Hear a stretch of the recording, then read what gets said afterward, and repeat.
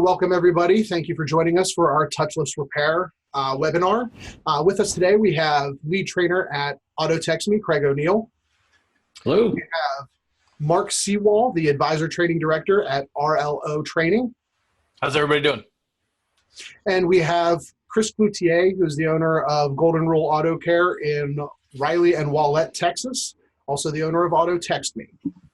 Yes, hello, Mike. And today I'm just going to be Chris, the owner of Golden Rule Auto Care. So no AutoTextMe today. Sorry, Michael. Okay, I can appreciate that.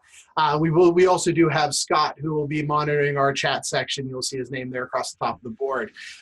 So we're going to go ahead and get things kicked off today. We've got a few topics we're going to cover about the touchless repair process. And what I'd like to do is start with how we're going to be marketing our touchless repair. And Chris, if you want to go ahead and get us kicked off with how we're going to be marketing this new process to our customers. Absolutely. Thank you, Michael. I don't know if everybody's been paying attention. I think we've all got a lot of TV time lately. And one thing that Domino's Pizza is doing is they are putting a lot of money behind their contactless delivery. And so I think as an industry, we need to be looking at promoting our touchless repair. And I think a great way to do that, Michael, is through social media. I think your Facebook channels, your Instagram channels, I think anything that's very social right now is the best way to market this touchless repair and to ease the fear of your customers, their fear, because everybody's scared right now. And we know that. So anything that we can do in social media to ease those fears and talk about how we're adopting these processes. Social media to me is just that. It's a way to be social. It's where you can put a little bit of a video of your service writer saying, hey, we spray down your keys with Lysol before we hand them back to you, and they spray the keys. Or we're doing this, or we're doing this, and you're doing a little video, and everybody likes video, everybody likes live, everybody likes pictures, So I think social media is just a great way to get across this point of touchless repair right now as it stands. Yeah, I think that's a great point. Now, once we get into this and our customers start coming in, what are we doing before the visit for the customers to introduce them to this touchless, and how are they being brought into the shop through this new touchless repair? Craig, if you want to start off on that topic, please. Well, before the visit, this kind of goes hand in hand with some of the marketing points Chris was mentioning, the social media attributes. Now, leveraging technology is one of those things that people will hear me talk about quite a bit, and you have a lot of options for this. YouTube videos, for example. I've been inspired by several things shop owners are doing, one of which is to make sure that you're showcasing how your key drop works. Just this morning, in one of the technician professional threads I was looking at, they had a image of a drop box, and the keys were piled up on it. They weren't actually depositing the keys properly in where it needed to go. And it was a little sloppy. Customers don't always know exactly how our procedures go. Do a video, show them there. You can put that link right in a text message for them if they're checking in to their appointments, confirming those appointments by text. Put that link for that same video right there.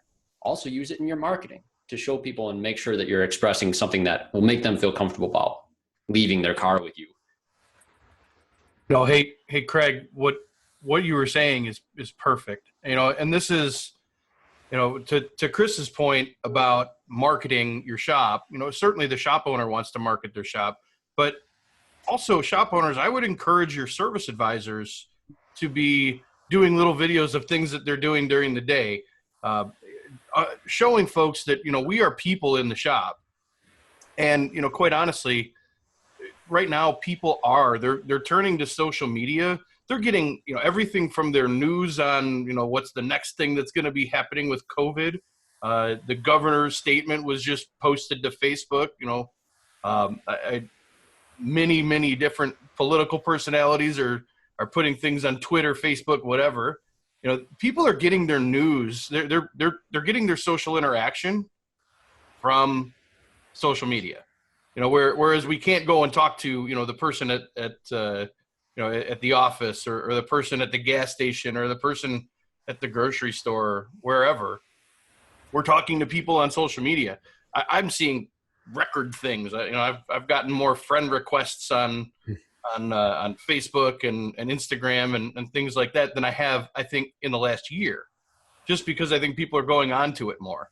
And so if your advisors are out there, let's say your advisors are seeing an issue like where Craig was saying with all the keys are ending up on the outside of the key drop box because people haven't used it. Well, you've got a new process. Maybe your advisor can actually take a shot and do that. That's something for them to do. I like it. I would people agree. to ditch those envelopes too. Use an electronic questionnaire. Yep. Social media, and I'm going to go with Mark. Mark said, I mean, statistics, Facebook is just, I mean, they've doubled their traffic in the last couple of weeks. So Facebook is just, it's a good place to be right now. It's a good place to get in front of people. Before, Mark, it's funny, I would post about once a week, twice a week on social media.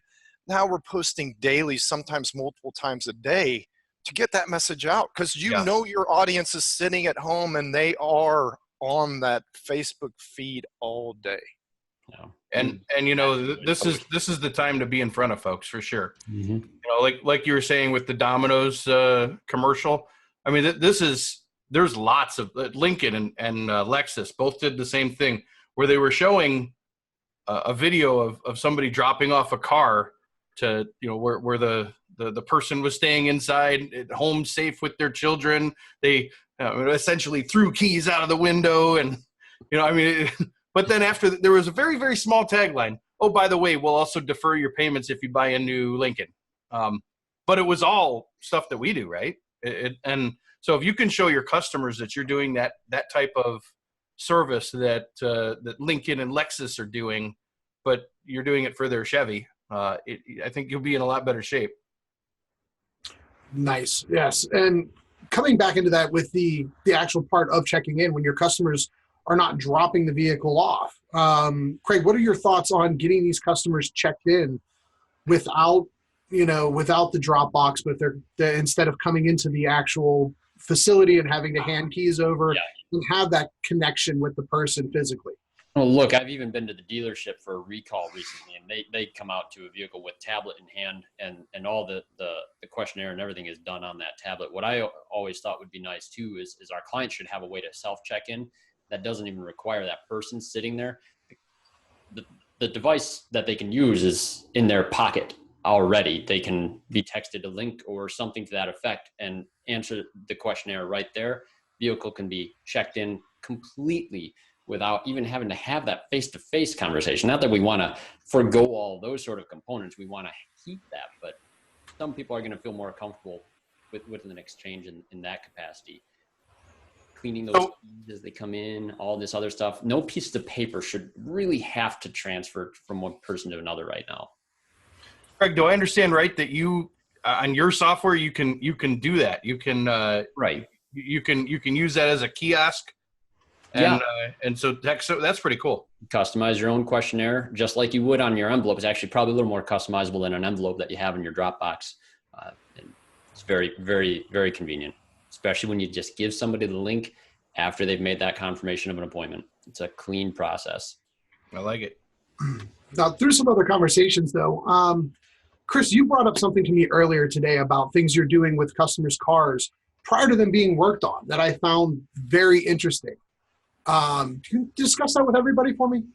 Absolutely. Yeah, Michael, as shop owners, one of the things that we worry about is car count is our biggest worry right now. I know there are some shops that are thriving. I just, in the shops I've been in contact with, look, our sales are cut in half plus. I'm running at 30% of my gross sales at my shops. And I'm thankful that we're seen as essential.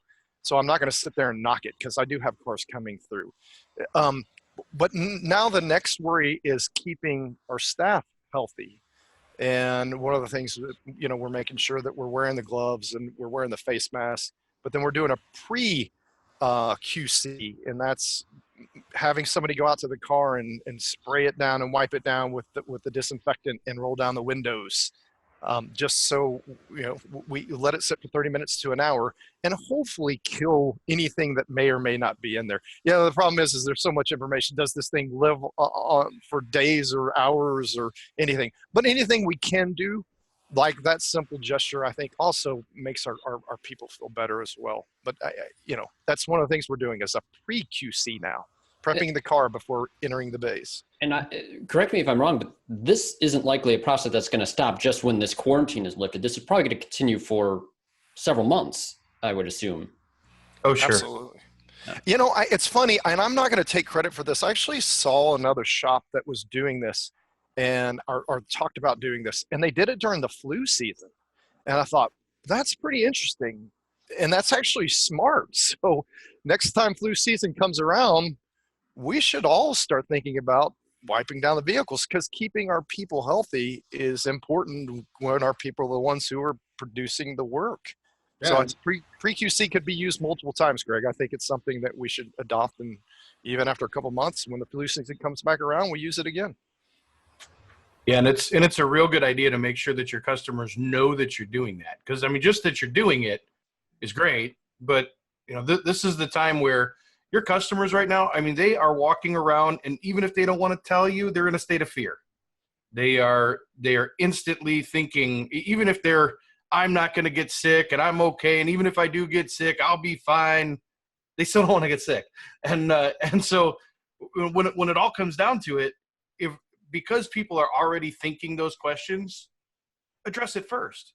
Tell the customer, hey, we're going to do this. This is part of our process. This is, when the customer calls up, or, when they are responding to an email from an appointment or whatever.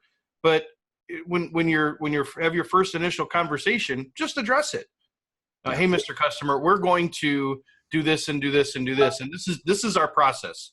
So because our showroom isn't open right now, you can night drop it, and you can night drop it through this. Here's a video link for that. I'll send it to you. But also, once this happens, here's what we do, and we're doing this to keep you safe, and that's got to be the focus. We're doing this to take care of you, to keep you safe. The minute you turn it around and make it about us, then it's about you. It's not about the client, and you're trying to build value. So if you're building value by saying, hey, this is something that we do for you to keep you safe, and here's how it goes. Yes, it will take longer. Yeah. I'm sorry that it will, but this is the world we live in right now, and this is what we have to do to make sure that you're safe. Look, there's 1,000 reasons people don't bring a car in for service, right? Their own safety shouldn't be one of them. Right. And Mark, I think now's the time, if you want to adopt processes, probably a good time now, because we're all, once again, there's probably maybe 1-2% of shops in America that are booming right now, but I think a good majority are slowed down and take advantage of the time, build some good processes. And I'm gonna hang on what Mark says, one more thing. So we did shut down our showrooms, and we do have our guys wearing gloves, and we've got a mask as well. And making sure that not only are we showing our customer that, but I think, showing the care for our people as well. Because I think our people think the same thing, our technicians, service writers, there's fear in the back of their minds as well. They don't want to get sick. I think that's a great point, Mark. Everybody might talk a tough game, but none of us want to be the person who has it. Think you got it. That's worse than the cooties, right? There's plenty of technicians that go home each day to their families, and they self-quarantine themselves in a separate part of their home right now. It's pretty serious. If you've got somebody in your family, and that's what you actually really need to be sensitive to, is the fact that, it might not be you that's afraid, but it might be somebody else that you're near that has somebody who is immune compromised. And that's not something that we want to subject them to. Great points, guys. Great points. Now, once we get the car checked in, we've got the car cleaned, we have the car ready to be going. What are we doing to communicate with our customers, both who are who now that no one's waiting for their vehicles, we cannot communicate with them by walking into the waiting room and talking to them. Everything now is being done through communication from remote locations. So how are we keeping up with that communication when the customer cannot be there to wait for their vehicle now? It's not even an option. Craig, can you go ahead and get us kicked off on that? I think that's a good question. And a lot of shops might feel a little like my shop was. We had very few waiters. We were unique. We're a transmission specialist, right? So you're not waiting for that repair in most cases. Our waiting room was always low, but what that affords, and what I've talked to plenty of other shops, that tire shops, people who do a high volume of regular oil change visits, they actually have more time with the vehicle to do a more diligent inspection and other things. And that allows you some other options for communicating with the client that, fortunately, the people I work with are already leveraging a lot of technology to do this. Back to what Chris was saying too about a time to implement this process. This is kind of the time to learn how to do that. What we can't do anymore is have a paper sheet that we just got from our technician and show it to somebody standing in our waiting room. It wasn't a clean sheet to begin with, and doubly so now. But this is one of those things. Text, email, you got to be able to leverage these things seamlessly. And if you haven't been gathering email or simple other modes of communication with your clients, yeah, you're going to be a little bit behind the curve on being able to show them some things. So, hey, Craig, just to add to your point, by the way, that's an awesome point, is, I always teach my students that it's important to have multiple points of communication. Everyone's always afraid of picking up that phone the second time and, I also need to add this, and then that advisor is afraid of picking up that phone and selling something else.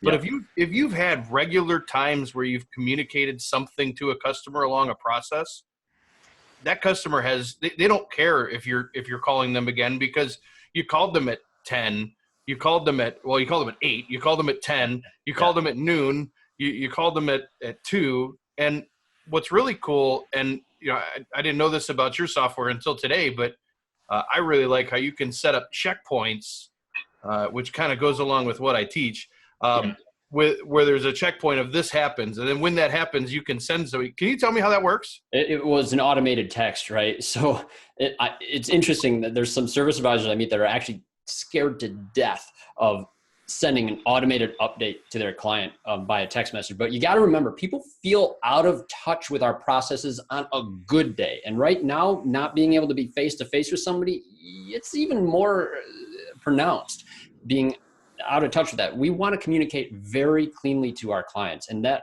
does involve those text updates. I use the phrase communicating from your own pocket.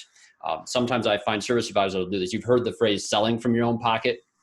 People are probably familiar with that concept where you sell something from what you feel it's worth rather than what its actual value is. We communicate sometimes in that same way, where we communicate with a system that we feel is valuable. We like talking on the phone. We're going to call our customer all the time.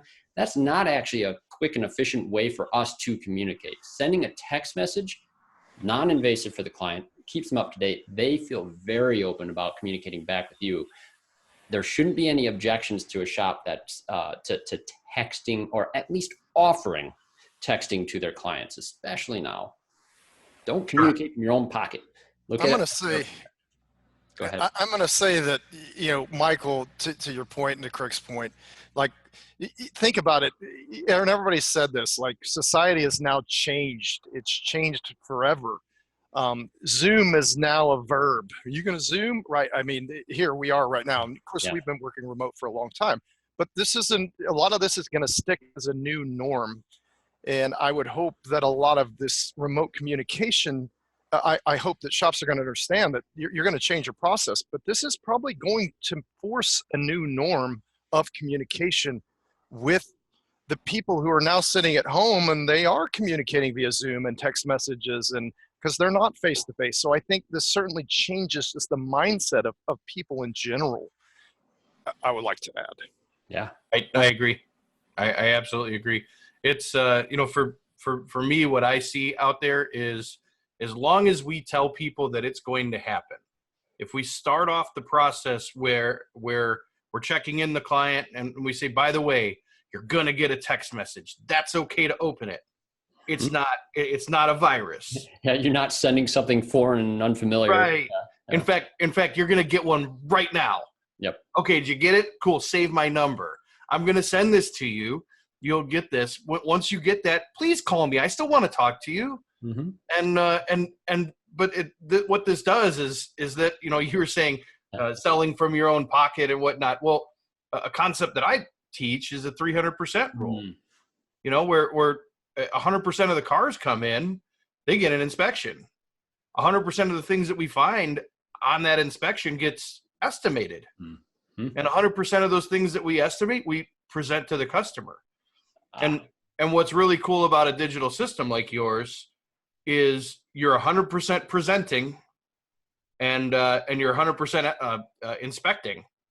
So you got two of those. You got two of those things knocked out right there. And by the way, that's a formula. That 300% rule. That's a formula that if you weren't doing it and you start doing it, it's almost instantaneous. You get a 40% raise in your sales. It's almost instantaneous. You know, that last point too on presenting everything is kind of the key. And believe it or not, you'll run into, again, service advisors, not technicians, but service advisors at the front counter on the communication front that do not present it to the client in order to even give them the option to address the services identified. And there's a fear that we have in this industry that's still there. Even now, we have that stigma of trying to sell you things that you don't need. Take pictures of good things in your inspection. It's a health report. You want to show them good stuff too, do that. As a transmission specialist, we would never sell a transmission job on a vehicle unless we could prove the vehicle is worth fixing. Show them that the vehicle is worth investing in. Talk about the good things too. That'll reduce your fear in presenting that data. Good stuff. Good, very good. At this point now, we've gone through and we've made the sale. We're going through this process. We're fixing the car. And then we have to also change what we're doing to get this car ready to give back to our customers. Chris, I'm going to start with you again with what are we going to be doing on a final quality control process that is going to change how we've been doing things from previous years? One of my favorite subjects that I like to bore people on, Michael. So thank you for allowing me to talk on this. So you've promoted yourself on social media.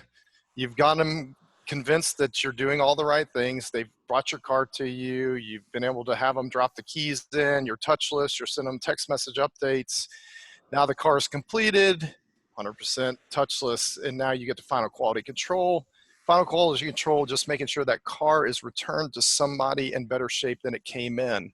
And that's not just the repair, that's making sure that the oil and grease and the lights are reset, that the oil and grease are removed. It's making sure that the hood's latched. It's making sure that there's no leaks. It's making sure there's no tools in the cars. There's checklists that we share that is on our site that you could get for free. Hit me up for free, hit any one of us up for free, and we give you a checklist because it's good. And there's products that have digital checklists. Now, especially with COVID, I think it's become even more critical to this process and then wiping down the vehicle with the Lysol, wiping down the steering wheel. And then going back to what Mark said, have a video on you're doing this final quality control. This is what you're doing. You're wiping down the vehicle of the customer to let them know that you are concerned about their health and you're removing that little bit of fear and hesitation. I don't think this is a process that just needs to be adopted during this time. I think this is a process that needs to be adopted for the future. Oh, yeah. I'm big on it. I can't tell you how many times a week we save ourselves from this quality control feature and function and process that we use. It's critical to our operations. And I just think it should be something, once again, we emphasize now with wiping down with Lysol and all the things, but then it's something we should absolutely use into the future. It's just worth it. For sure. And pictures and videos of that process, even if not on that customer's car specifically, but in your marketing elements, like we talked about earlier, showcasing that you're doing this, huge comfort.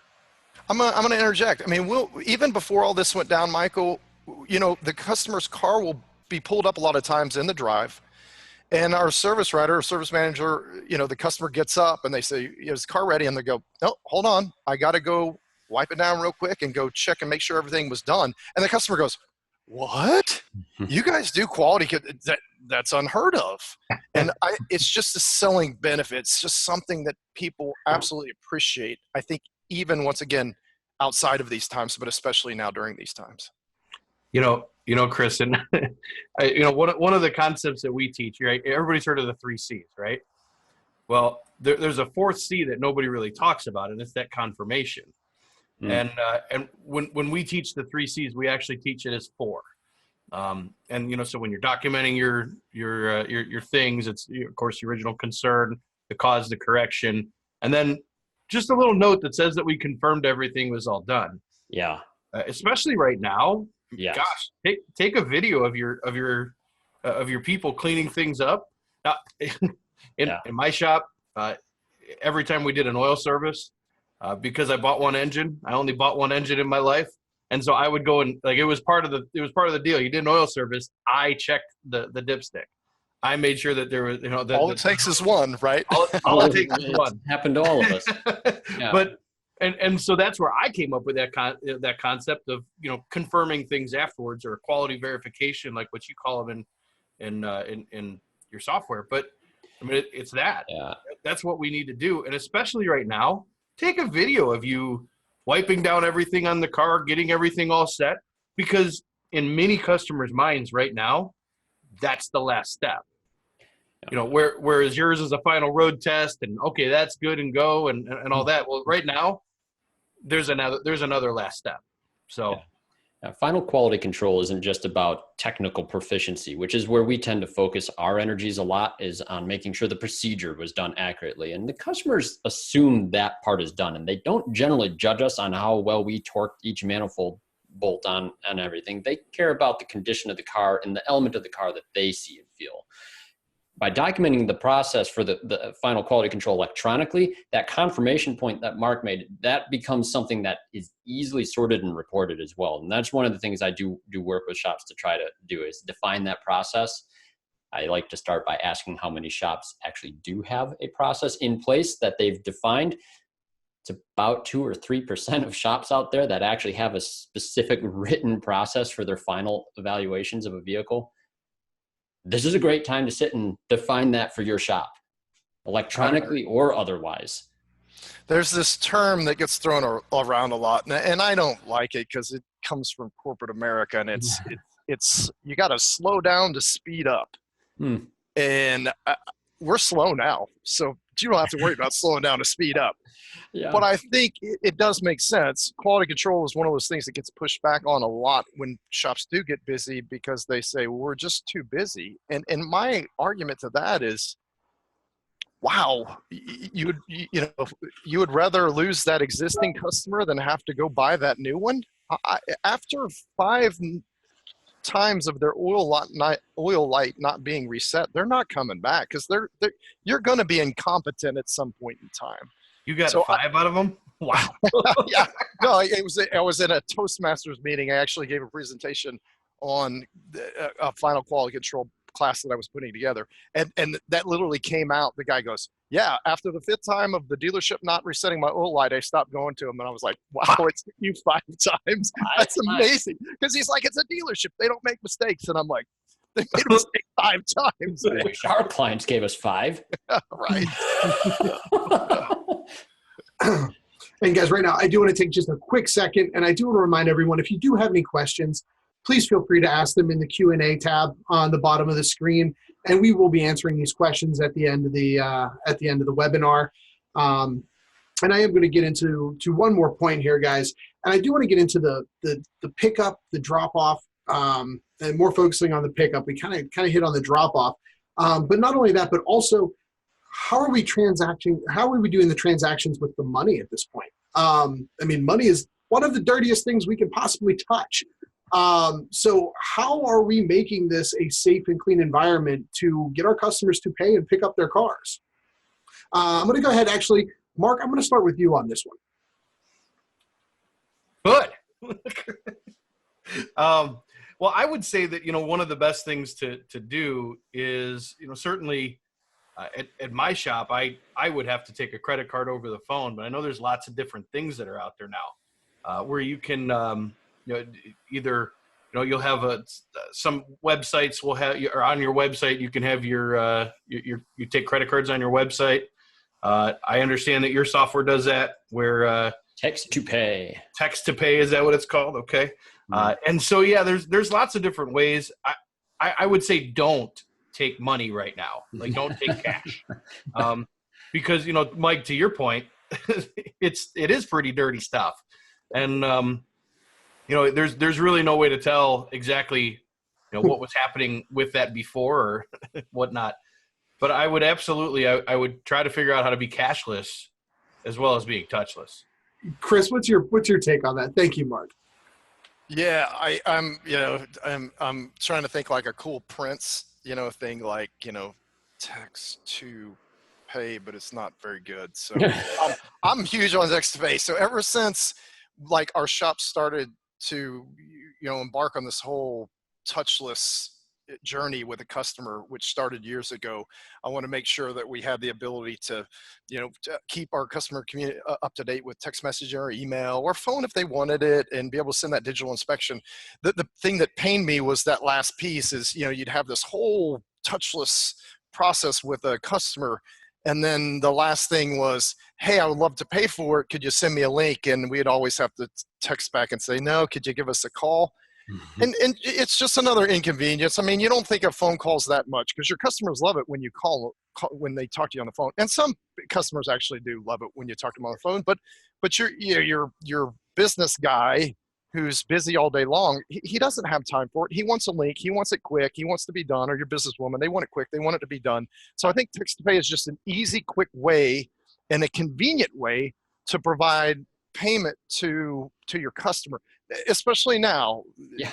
It's funny. I'm still going to fast food places, but I'm making sure I'm 6 feet away from the person at the window, which is weird because I've dropped a lot of fries lately. But you'll notice now what they do is they hold the thing way out, for you to put the credit card in like this. And it's like, well, that's kind of weird. I guess it's good, but why not just send a link if you can to your customer? There. It's there. It's there. You. So believe in it strongly. Yeah. No, listen, like credit cards, it's a vector, right? You think about that's in our wallets, it's going into a machine that's everybody else's credit card is touching into that. So a few of the shops that are doing over-the-counter transactions are taking that in a Lysol wipe, they're wiping that down, right? And then they're running the transaction, then wiping it down again, handing it back, which is necessary if you don't have a text to pay option or some other electronic form of payment.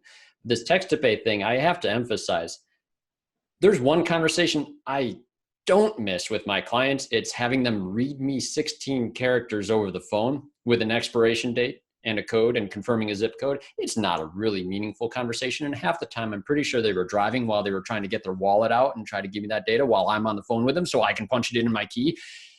Text to pay, you send the link and the dollar amount, they pay as soon as they can, and you're done. You don't have to touch a thing. It's beautiful. I want to go back 15 years ago and implement that in my shop just because, but even now it's really more important. Yeah. And you know what? Someone in the comments did make up a pretty good point there. There are things available like Apple Pay, Google Pay. Yep. So there are some other options of ways that we can be collecting payments that are going to be clean, safe, and quick and convenient, actually. You don't have to physically be there for is really strong right now. Because again, transmission business, there are clients, I never met them face to face. The car broke in some odd time of day that it was just on our lot in the morning. They picked it up in the evening after hours. If you're taking an after hours pickup, text to pay is profound. And I made a post in our group earlier. A shop owner really inspired me with this. They have a key, not a drop box, but a key pickup box, which is actually a cell phone locker with a resettable combination.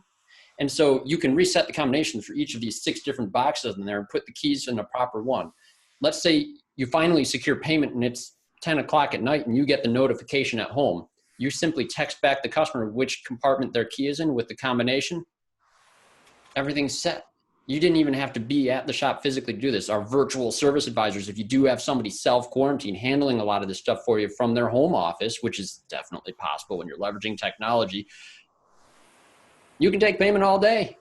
Yeah. I'm going to go to something Mark said just to add on. We offer text to pay through our software, but a lot of companies are doing this. But if somebody wanted to be self-motivated, PayPal is a good place to go. Setting up a PayPal account's easy, or Stripe. There's a lot of ways you can do it. Because I agree with Mark. Like whether you're sending it in Venmo, text message, Venmo, or whether you're sending Venmo, there's Square. There's all kinds of them where you could send the link. It's just the concept, I think, is. Plus, let's go back to our people in our shops. it minimizes the contact between your service advisor and the customer. Because, you know, like Mark talked about at the beginning, everybody's got that fear. Once again, we can all say, I don't care if I get it. And actually half of us might already got it, right? Yeah. We just don't know. But we all have that fear. And I think anything you can do to remove the fear from the customer and from even the service writer, I think is a positive thing in today's climate for sure. Yeah, we're mitigating vectors. And you just start thinking about each one of them. And if it can be managed with another solution, let's do it. Awesome. Right. And at this time, I'm going to go in and I'm going to start hitting on some of the questions that have been popping up here for you guys. So first question we had was from Jason. How do you avoid the customer dropping the keys after hours without touching the Dropbox? Oh, sure. Well, there's one, most shops have like this little flap that you put the keys through. What I would recommend for those situations is having some either wipes, Lysol wipes, or some other hand dispenser potentially right there, so that they at least feel comfortable that if they do have to touch this thing, they can immediately clean their hands. There is going to be at least some point that they're going to have to touch things, unless you got something with a foot pedal drop bin that you can do. I haven't seen a perfect solution for that yet. And I would even say that, I mean, we're nothing's going to be perfect. I mean, nobody has like a big UV irradiating box that they walk through as they get into their shop, and I mean, that's not going to happen. So nothing's going to be perfect. But the idea is maybe we can do something. And I don't know. I heard a great idea. Somebody bought a bunch of little sandwich baggies, and they have them right on the side of their box, right? So, you know, as soon as they need to go get the keys out, they just instantly, they're wearing a glove, they pick up the keys, they put them inside the bag, they seal up the bag with the zip top, and then now they've got most keys are you know, push to start or whatever. Or at the very least, you could poke a hole in that bag and put the key through if you had to go and get to the ignition. Damn it, Mark, you realize now there's going to be a run on Ziploc bags just because you said that, right? We're going to be out of Ziploc bags for my sandwiches, Mark. I got a box. Damn you. You got stocked in Ziploc. That's good. Very well placed, sir. All right. Guys, the other thing from Murray is text to pay available in Canada? Well, there's certainly solutions in Canada. There's several different text to pay vendors out there. To let us know which one it is, and we can look at that for you. I would agree with Craig. There are solutions out in Canada for text to pay. Yes.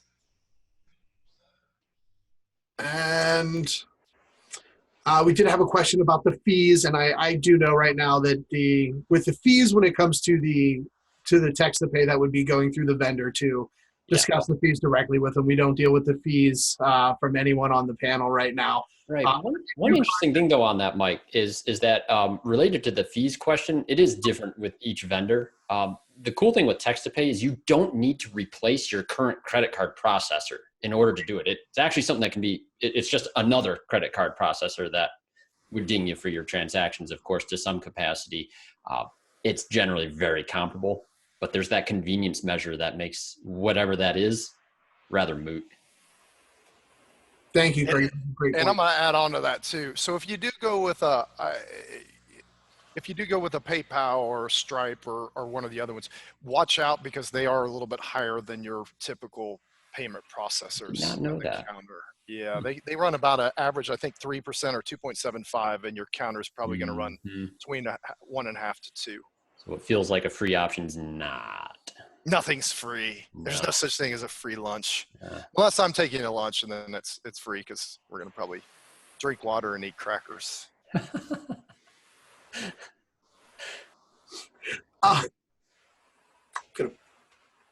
All right. And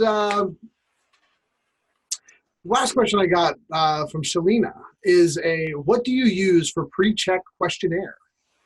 Again, another thing where there's lots of solutions for that. Obviously, I love ours. We have a check-in kiosk that works with our regular subscribers. They can use that as an add-on, and that you can do for scheduling as well. Very effective tool for putting the power in our client's hand to give us the data that we need for the visit.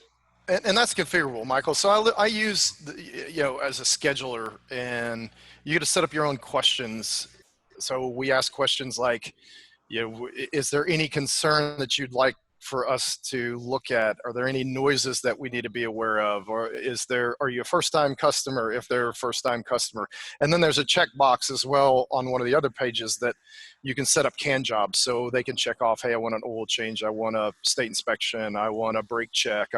So there's a couple different segments you can add so you can kind of ask ask those questions like a service advisor would ask to a first-time customer. So you can collect some of that information up front. Not to say that it replaces a service advisor, because I think your service advisor still needs to do their due diligence, but you can collect a lot of that initial reason why vehicle is here, any of the other concerns, using some sort of digital scheduler or kiosk that allows for it. Great. And one more question focusing on text-to-pay seems to be the hot topic today. What programs are shops using for text-to-pay? So if anyone is on the panel currently using a text-to-pay, what are you currently using, and what programs are available that you are aware of? So there's two main ones that we integrate with right now, and that list may grow. There's so many different payment processors out there that offer some form of solution on this. The two that we work with now would be 360 Payments and Gravity Payments. Both are fantastic integration partners. And that's a free integration in our system. I'm not sure how that works in others, but it doesn't cost anything for us to integrate them to the platform. Very good. I think for the other platforms, Michael, and we've tried to make this not a pitch for our software, but reach out if you're using one of the other platforms and certainly ask them, because the other platforms do. I'm going to throw out Bolt On. I know they do for certain, and I think it pretty much works the same way ours does. Yeah. Yep. A lot of solutions out there for it. All right, guys. Thank you very much for answering the questions. Those were all we had.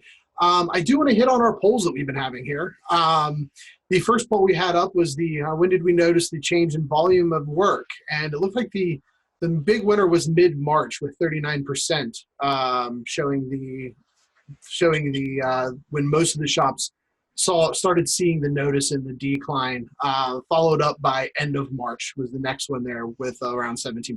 So some interesting statistics there. And with the other poll we put up, we did have, are you currently using text-to-pay right now? We had 76% no and 24% yes. So probably why that text-to-pay became such a hot topic on our questionnaire.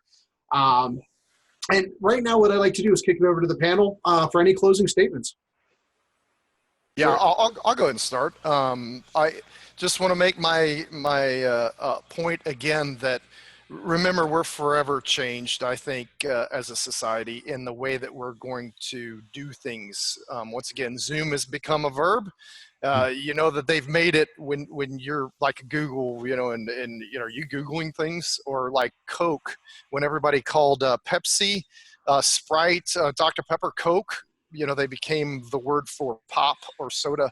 I think just moving forward, we need to realize as shop owners, like touchless needs to be something you adopt now, and it's something you're going to stick with in the future, because it's just not going to go away. The convenience factor of it all, I think, is just going to be huge, because people are going to realize that, hey, technology, you can leverage technology communications. So just make sure as a shop owner, you're taking that time to adopt these processes while you can, and hang on to them in the future. Stuff. Yeah, I totally agree with you, Chris. We live in a world that's forever changed, and things are going to be different. People are going to be more apt to letting you use your digital inspection, whereas you might have had some pushback before. Now it's going to be a lot easier. A lot more people are going to be very much more in tuned to a meeting over a computer where you can show them pictures and videos, and communicate through them that way. Really the thing is we have to take care of our folks. I mean, our customers are the reason that we're here, the reason why we're able to have a home and put our kids in college and all those other things. Well, those customers right now, they need you. They not only need you to be there because you're there in the shop, but they also kind of need a little bit of confidence out of you. This is going to be okay. and they're looking to, you know, service advisors, shop owners out there that are pillars in the community, people that always have the right answers for them, help them through for forever, for lots of things. Well, now you need to stand up for your customers and be confident and say, hey, look, we're going to get through this. Yeah. We are going to get through this, because I mean, this is going to be a blip. It'll be a bounce, but we'll get there. It'll be okay. I mean, when all the dust settles, the people that have adapted and survived are the people that are going to flourish. So absolutely, that's all I got. Thanks, Mark. No, that's a good point. And if you're not encouraging your teams, then you're going to be surrounded by discouraged people. Right. So stay optimistic about it. And I do have some optimism to share.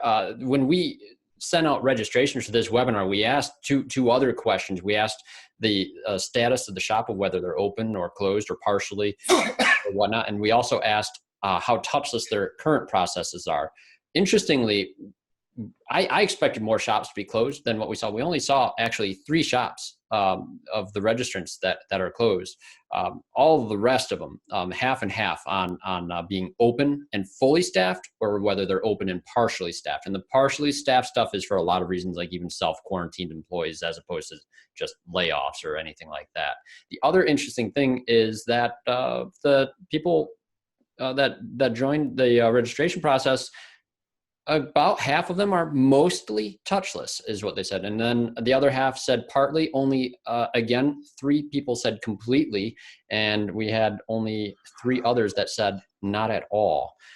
To the ones that said not at all, I also would see some comments that said, and most of our customers don't seem to care. I only want to caution you on one thing. The customers that you have coming in accept your current processes, and those are your clients already. Think about the ones that are not coming in and some of the measures that you might want to put in place to attract them. Great point, Craig. Very good point to wrap that up. I did have one more question about payment, and I'll bring this over here to Chris and Mark with can Facebook be used as a payment option?